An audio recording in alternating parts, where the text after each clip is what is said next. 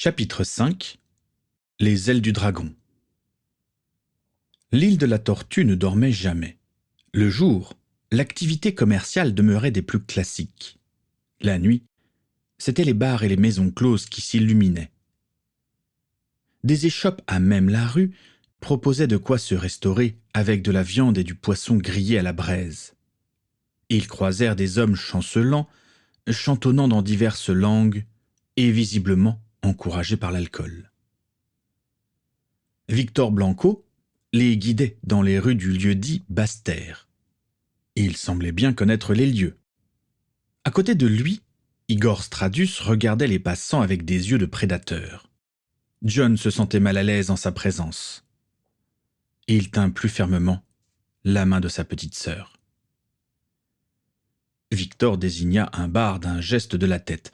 Igor lui sourit et lui dit qu'il les rejoindrait dans quelques minutes. Le vampire s'éloigna du groupe.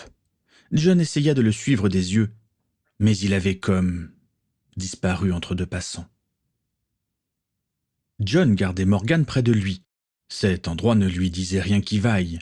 Tous les visages qu'il découvrait, tous ces pirates attablés, accoudés au comptoir, jouant aux cartes ou aux dés, tous ces visages lui semblaient hostiles.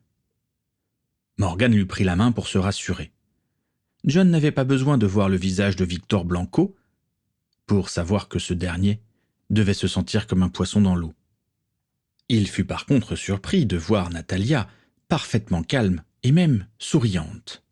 Elle répondait à des saluts de femme en tenue légère. John jeta une œillade derrière lui. Akiko demeurait le visage neutre, comme à son habitude. Aucune de ses mains ne s'approchait de ses sabres. Victor les guida jusqu'à une table située au fond. Seule Hic, elle était occupée. À la vue de Victor et Natalia, les Forbans préférèrent partir sans rien dire. John ne comprit pas. Ces Forbans n'avaient pas l'air commodes, et pourtant, John avait vu de la peur dans leurs yeux. John s'était étonné de commencer d'apprécier certains des membres de l'équipage de l'Ankou. Il en avait presque oublié qu'ils étaient avant tout de dangereux pirates. Bizarrement, lorsqu'Akiko vint s'asseoir à côté de lui, il oublia cette dernière pensée. Une serveuse vint pour prendre leur commande. « Natalia, Victor, ça faisait longtemps » fit-elle. « Salut, Suzy » fit Victor. « Comment vont les affaires ?»« Pas trop mal. Et ces jeunes, ils sont aussi de l'Ankou ?»« Ne, commença John. « Oui, coupa Victor.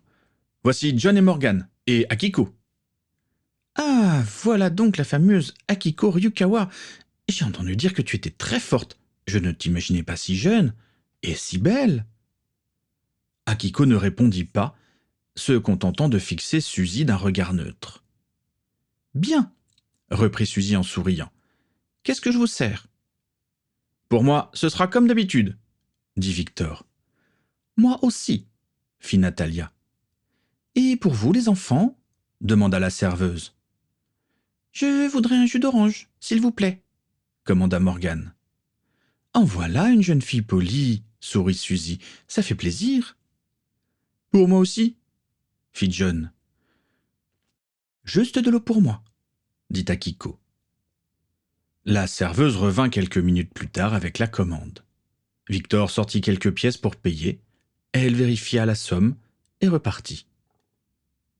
Victor et Natalia se mirent à discuter de choses et d'autres. Morgan observait les autres clients du bar avec intérêt. John se tourna vers Akiko pour continuer la discussion débutée sur le bateau. « Alors, Akiko, comment es-tu arrivé à bord de l'Ankou ?» questionna le jeune homme. La japonaise planta ses yeux noirs dans ceux de John. Elle restait toujours neutre. « Mon père et le Taisho se connaissaient depuis longtemps, raconta-t-elle. Mon père m'a d'ailleurs parlé aussi de tes parents quand j'étais jeune. Il les respectait beaucoup. Ma famille a toujours eu pour mission de protéger la famille impériale. C'était notre destin. Mais une lutte interne entre les deux grands daimyo déchira le pays. Il y eut une bataille qui influa sur le Yamato tout entier. Le pouvoir de l'empereur s'affaiblit. le daimyo victorieux devint le shogun, le grand généralissime. Depuis, pour affaiblir encore plus le pouvoir de la famille impériale, il a cherché à la couper de tous ses appuis. Le clan Ryukawa devint une de ses cibles. Un complot eut raison de nous. Nous fûmes tous condamnés. Les uns après les autres, tout mon clan fut décimé. À la fin, il ne restait que mon père et moi. Mon père fit appel au Taisho pour nous permettre de fuir. Mais quand l'Ankou vint nous chercher, les ninjas de l'Oniwa Banshu, fidèles au shogun, nous avaient suivis et nous attaquèrent. Mon père resta en arrière pour nous protéger, demandant au Taisho de m'emmener et de veiller sur moi. Le Taisho le jura et m'obligea à le suivre. Je n'ai plus jamais revu mon père depuis, mais je sais qu'il est mort en combattant avec honneur. John resta silencieux. Il n'avait pas imaginé une histoire aussi sanglante et triste. Il était surtout surpris de voir qu'Akiko restait parfaitement neutre en la racontant, comme si ce passé ne la touchait plus. Plusieurs questions se bousculaient dans la tête du jeune homme. Il voulait comprendre le sens de certains des termes utilisés par la japonaise. Mais la première question qui lui vint à l'esprit fut tout autre, et il sut tout de suite qu'il n'aurait pas dû la poser quand les yeux glacials d'Akiko le fusillèrent. « Pourquoi le capitaine n'a pas sauvé ton père ?» demanda-t-il. « Il est sorcier pourtant, et l'équipage de l'Ankou compte plusieurs sorciers. » « Les ninjas aussi ont leurs sorciers, » expliqua Akiko après un temps de silence où elle s'obligea visiblement au calme. « Au Yamato, on les appelle les Shugenja, et ils étaient trop nombreux. Le Taisho et les hommes de l'Ankou en ont tué plusieurs avant de partir. Ton père s'est retrouvé seul contre ces Shugenja ? Mon clan n'est pas un clan samouraï comme les autres. Nous sommes des dragonniards. »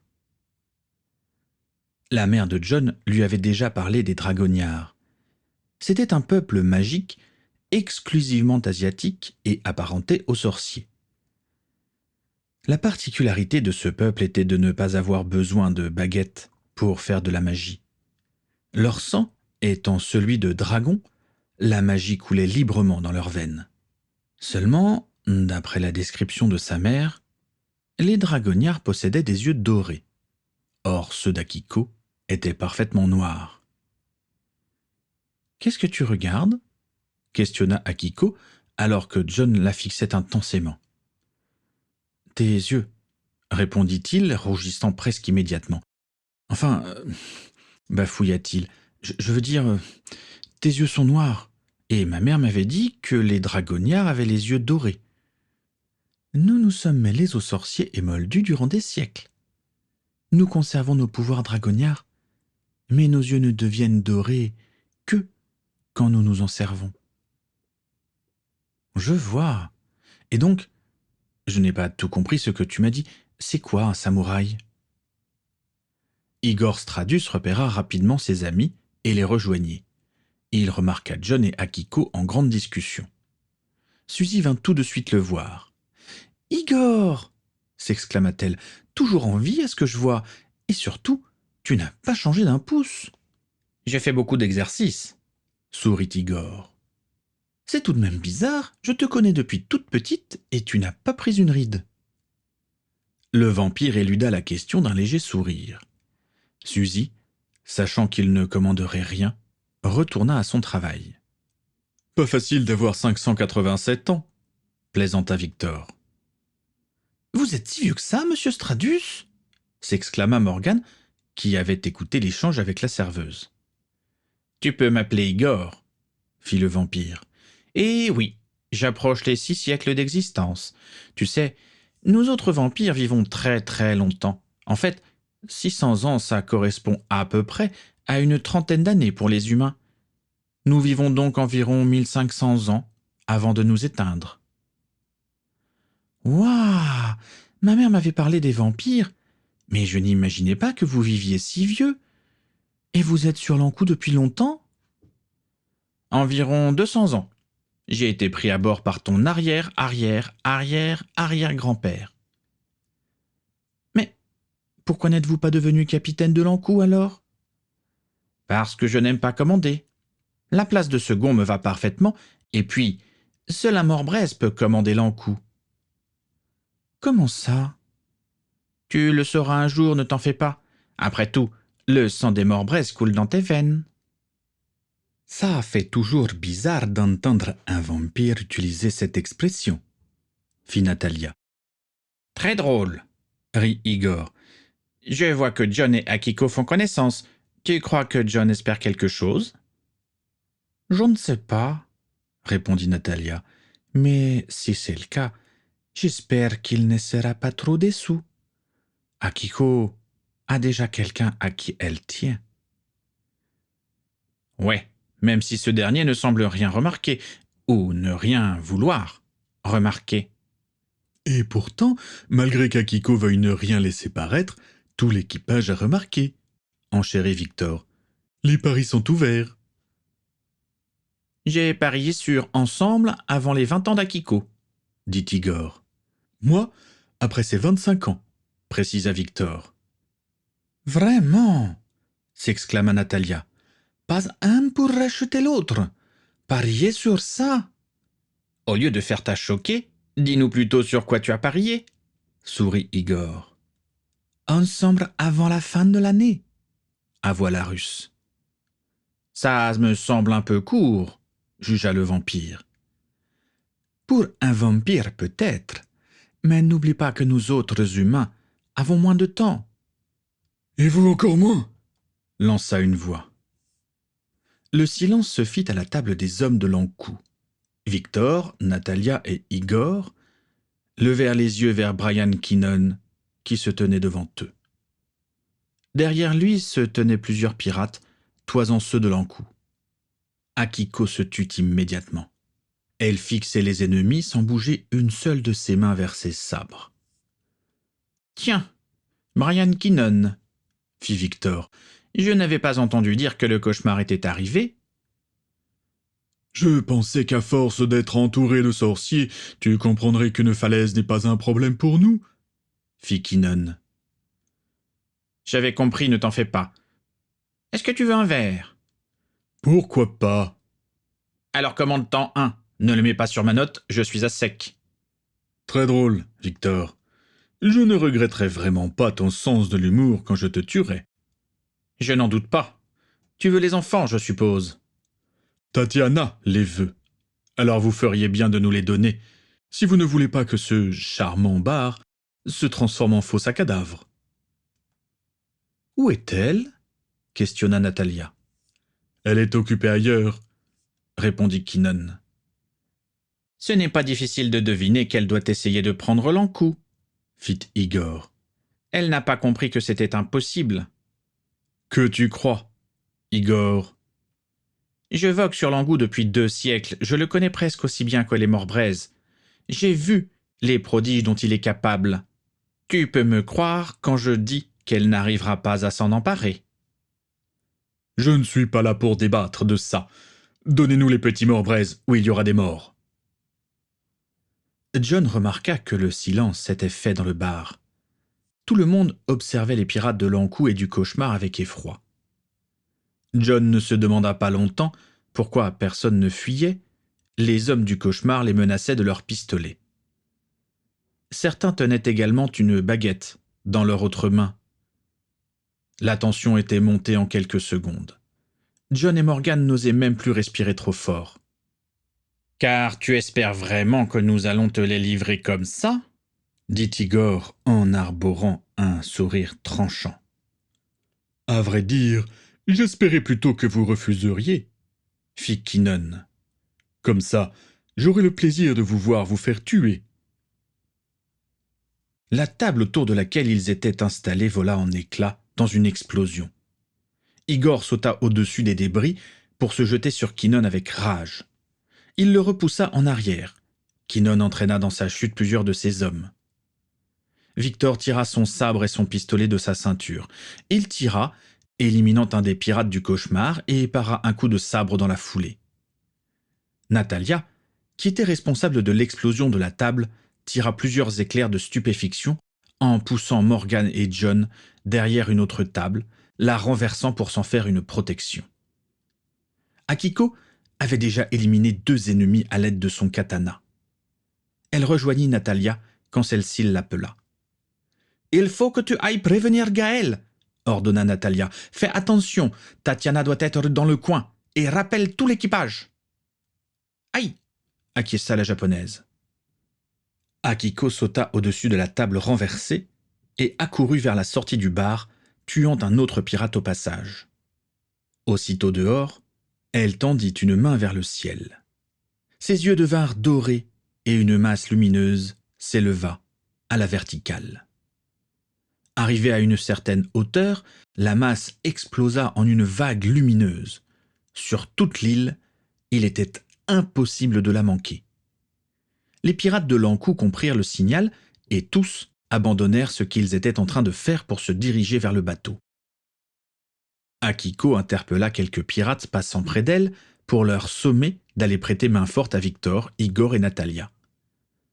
La japonaise se mit à courir aussi vite que le vent pour rejoindre l'Ankou. Elle enrageait de ne pouvoir aller encore plus vite. Gaël avait vu le signal lumineux. Il ordonna tout de suite aux hommes de garde d'intensifier la surveillance et de se tenir prêts. Mais à peine avait-il donné ses ordres qu'un de ses hommes s'effondra, le poitrail ouvert, lâchant des flots de sang sur le pont. Gaël sortit sa baguette et son sabre d'abordage. Devant lui se tenaient Tatiana Gorluna et plusieurs de ses hommes d'équipage. « Salut Gaël, fit-elle. Tu as l'air d'aller bien. »« Toi aussi, fit de même Gaël.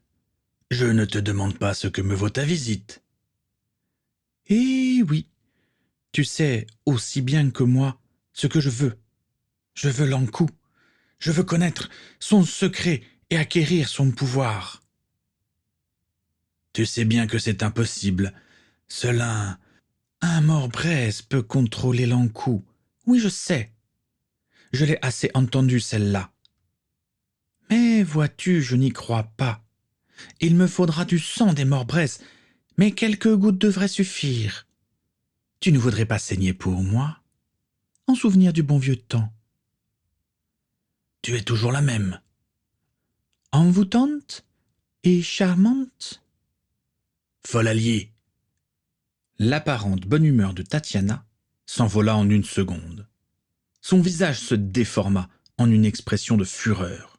« Comment oses-tu » hurla-t-elle. « Je ne suis pas folle. »« Si, totalement. Si tu veux l'Ankou, il faudra te battre pour l'obtenir. »« Cette idée ne me dérange pas, » fit-elle de nouveau calme. « Je me doutais que tu ne me laisserais pas ce navire.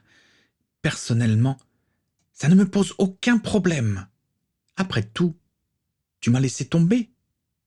Mais toi, oseras-tu me tuer après ce qu'on a vécu? » Sans aucune hésitation, tu as tué ma sœur, William, et mes parents, je te rappelle. Est-ce que tu crois que j'ai la mémoire courte?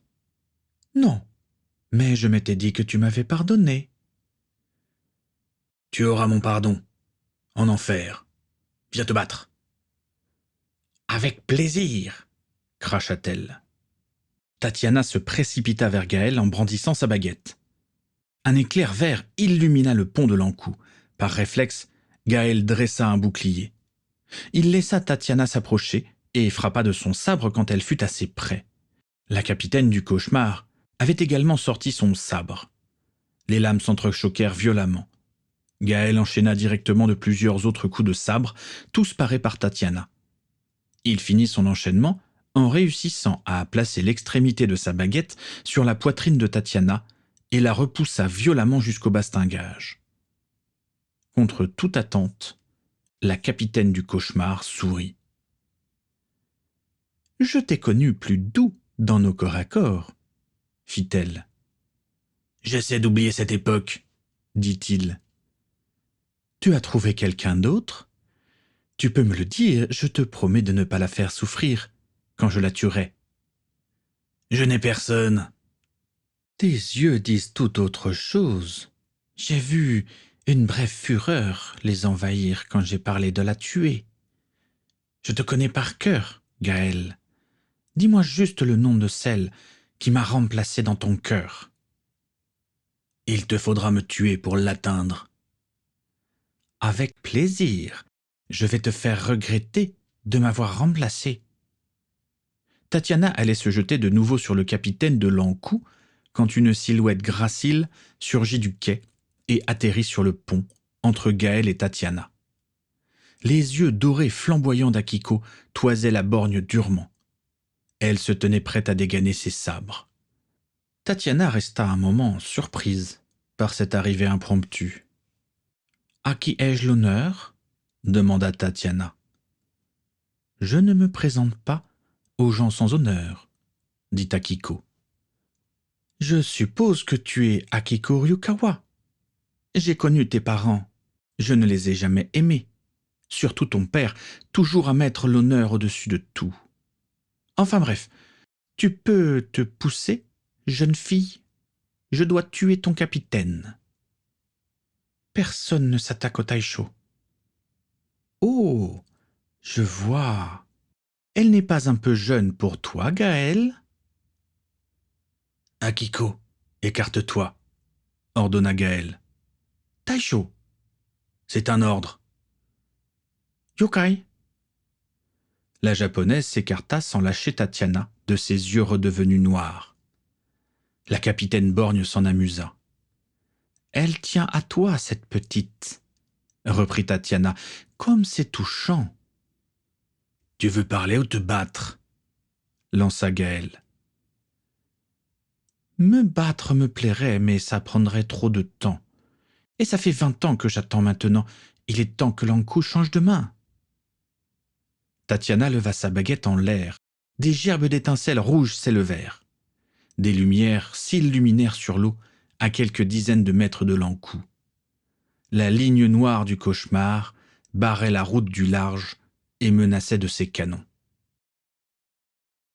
Ta famille a toujours été peu encline au sacrifice, dit Tatiana. Si tu ne me livres pas l'Ankou, mon navire va tirer sur le village. Que d'innocents qui vont mourir, finit-elle faussement. Je te le redis, tu ne pourras jamais commander l'Ankou, ni connaître son secret, rappela Gaël. Toujours cette rengaine. Ce qui est sûr, c'est que je n'aurai pas besoin de toi.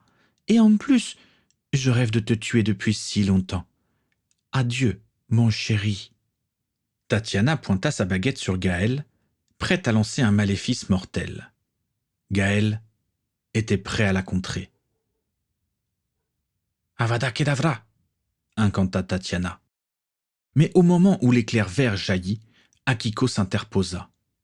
Akiko, non, hurla le capitaine de l'Ankou. L'éclair vert ricocha sur le plat de la lame du sabre de la japonaise. Les yeux d'Akiko devinrent dorés. Elle tendit la main de laquelle jaillit un flash aveuglant. Tatiana ferma les yeux par réflexe. Elle ne put que deviner la jeune fille se tourner vers Gaël, des ailes lui pousser dans le dos et s'envoler en l'emportant. Lorsqu'elle recouvra toute sa vision, Akiko et Gaël avaient disparu. « Tant pis, fit-elle en rangeant sa baguette, je les tuerai plus tard. Nous avons l'Ankou. Et Brian a intérêt de revenir avec les enfants de Swasik, sinon il va souffrir. » Akiko se posa sur le sommet de la tortue. Aussitôt au sol, elle lâcha Gaël qu'elle tenait dans ses bras. Elle s'était placée dans son dos pour le soulever avec elle et fuir de l'Ankou. Et maintenant, elle se retourna et s'éloigna de lui. Elle avait usé d'un pouvoir dragonniard pour le sauver, mais elle se sentait laide en l'utilisant. Elle avait été élevée en samouraï malgré tout. Elle ne voulait pas que celui qu'elle aimait la voie ainsi. En cela, elle demeurait une jeune fille comme les autres. Gaël se retourna. Akiko lui tournait le dos, sa veste de kimono était déchirée et les lambeaux pendaient sur ses hanches. 2 ailes reptiliennes se dressaient dans son dos. « Akiko » dit-il. « Je sais » fit-elle. Je t'ai désobéi. Je n'aurais pas dû. Non, tu as bien fait. Maintenant, nous allons nous regrouper et reprendre l'encou. Akiko sentait le regard de Gaël peser sur elle. Elle aurait voulu que jamais il ne la voie ainsi. Ne me regarde pas, supplia-t-elle. Pourquoi fit-il. Pourquoi je ne te regarderai pas? Je suis laide. Pourquoi dis-tu ça? Gaël avait juste murmuré cette phrase, faisant frissonner Akiko. Il se tenait juste derrière elle. Les ailes d'Akiko se résorbèrent dans sa chair. Gaël déposa sa veste sur les épaules dénudées de la japonaise. « Tu es très belle, Akiko. » La jeune samouraï ne résista pas à la tentation. Elle se retourna et vint se blottir contre Gaël. Le capitaine resta d'abord les bras le long du corps. Il ne savait pas s'il avait le droit de se laisser aller aux sentiments qui grandissaient en lui pour la jeune fille. Pourrait-il la rendre heureuse? La seule femme qu'il avait aimée était devenue une folle furieuse, et il ne pouvait s'empêcher de penser que c'était sa faute. Il ne pouvait nier non plus qu'en voyant Akiko s'interposer au moment où Tatiana avait lancé l'Avada Kedavra, il avait senti un terrible effroi s'emparer de lui. Tout ça mis bout à bout, il devait concéder que Natalia devait avoir raison. Il leva les bras pour en entourer la jeune fille.